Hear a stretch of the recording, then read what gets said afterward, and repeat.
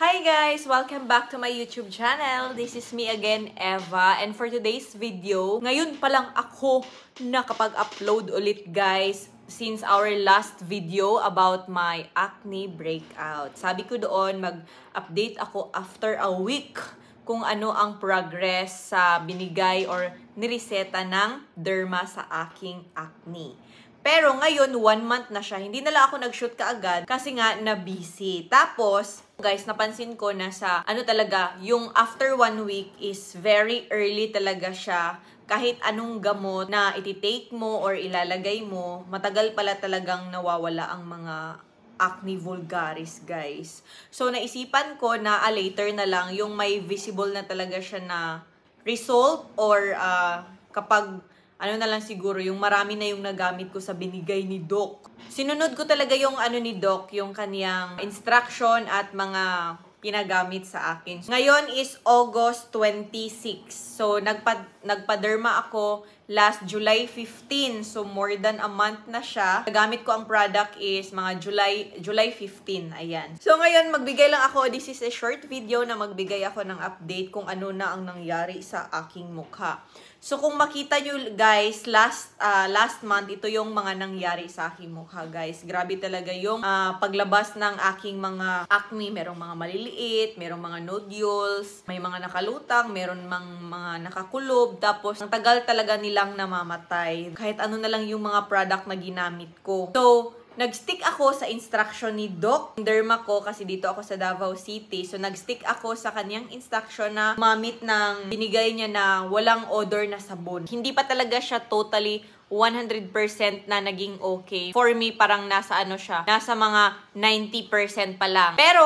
Pero sa ngayon guys, ang mga naiwan na lang guys ay mga peklat. Kung meron mang lumalabas, 1, 2, pero hindi na siya kada araw. Tapos, hindi na talaga siya aggressive yung paglabas ng mga pimples. Unlike dati na halos sa isang araw, 3, tapos kada araw talaga siya. Kaya dumami ng dumami ang mga tagyawat sa aking mukha. So, dito makinis yung noo ko. Dito sa front makinis. Tapos dito naman makinis. So, lahat po ay nasa jawline. Ayan siya dyan. Tapos sa lower cheek. At saka dito sa tenga. So, hormonal talaga siya guys. Based sa position ng ating mga acne, mga tumutubo. So, ngayon, ito na po ang update. Ayan siya. So, yan naman ang picture. Papakita ko. Yan yung makikita nyo guys. Halos peklat na po yan lahat. Flat na po yan. Ang hirap talaga ng mga mapupulang peklat kasi matagal silang mawala tapos medyo malalim. Pero sa left naman guys is ayan, kung gaganin natin may mga may mga bumps pa sa ilalim kasi mga oil kasi yan siya guys na nag-accumulate ba sa ating oil gland, mga excessive oil. Ayan siya. So, more on peklat na lang siya. Kung wala na talaga itong mga peklat, ayan, flat na siya lahat. Hindi kasi ako nag-a-apply. Bumili ako ng vitamin C na serum, yung sa Ordinary, kasi maraming good reviews. Pero hindi ko pa siya ginamit.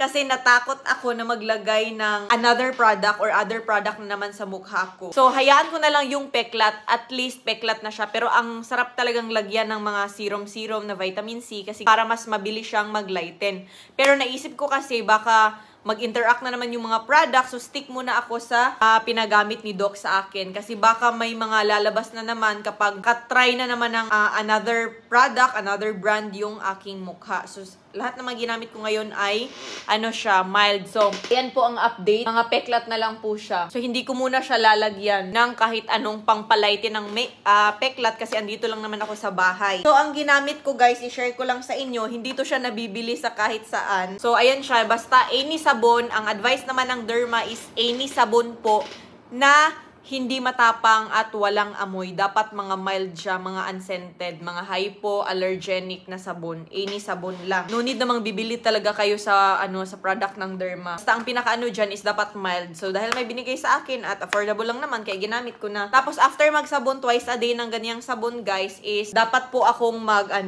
ganito siya yung astringent. So ngayon ako nag-share na ubos na po sila. Parang 3 araw na lang to nagamitan. Tapos mag-toner siya sa umaga at gabi, tapos clindamycin umaga at gabi. Pero ngayon once a day na lang ako. Tapos ito namang reparative cream na maganda talaga siya kasi nakaka-repair talaga siya ng mga dead skin dahil sa mga, mga antibiotic, ganyan. So, naubos na. Pero bibili pa rin ako, guys, kasi nga, may lumalabas pa rin na mga pimple pero tigi-isa na lang. At lumalabas lang sila, guys, kapag nakakain ako ng mga matatamis. Dari, kumain ako today ng matatamis or sa gabi, like mga bread na matatamis or mga chocolate. Meron talagang lumalabas pagkabukas ng mga pimples, yung malaki. Pero ina-applyan ko kaagad ng maraming clindamycin na solution, clindamycin solution. So, hindi na sila gaanong lumalaki at namamatay sila. Tapos, guys, bumili na lang ako ulit ng benzoyl peroxide na 5% para alalay. Pero hindi talaga siya nakaka-help ng malaki kung wala kang astringent at saka clindamycin na solution para sa mukha. So, alalay lang ito, guys, yung mga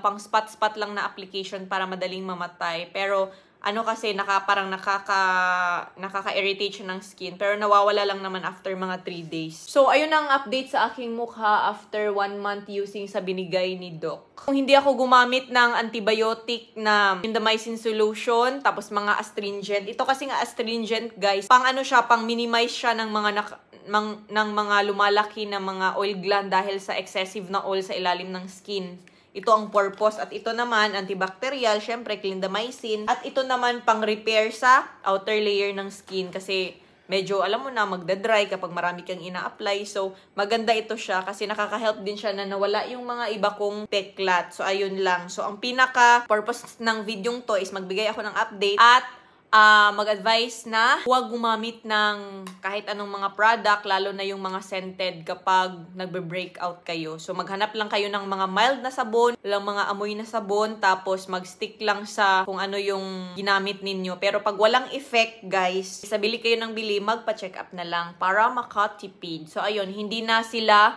aggressive ang mga acne ko. So, ayun lang ang update ko, guys. And see you in my next video kung meron pa akong i-upload. Kasi nga, busy ako sa ating cloves oil na product para maraming makapag-try, maraming matulungan yung ating cloves oil product, guys, na nagsisell ako ng limited lang per month para sa mga namong problema sa grabing panlalagas ng buhok and pamparigrow, pamparecover ng mga napanot na buhok, guys. That's all for today and see you in my next vlog. Bye! Thank you!